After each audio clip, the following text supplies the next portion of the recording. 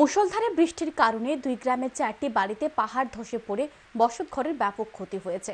কদমতলা থানাধীন তারকপুর গ্রাম পঞ্চায়েতের 4 নং ওয়ার্ডে বঙ্কিম ঘোষ, নারায়ণ ঘোষ ও দীপ কানুর বাড়িতে পাহাড় থেকে মাটি ধসে পড়ে। এতে বঙ্কিম ঘোষের ঠাকুর ঘর, নারায়ণ ঘোষের শৌচালয় ও দীপ কানুর রান্নাঘর ক্ষতিগ্রস্ত হয়। অপরদিকে রানীবাড়ি গ্রাম পঞ্চায়েতের 5 নং ওয়ার্ডের কার্তিক তেলেঙ্গার বসতঘরে পাহাড়ের মাটি ধসে পড়ে।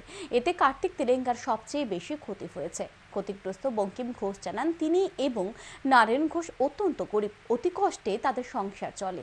পাহাড়ের মাটি ধসে পড়ার ফলে ওনাদের অনেক ক্ষতি হয়েছে, তাই তিনি প্রশাসনের নিকট সাহায্যের আবেদন জানান।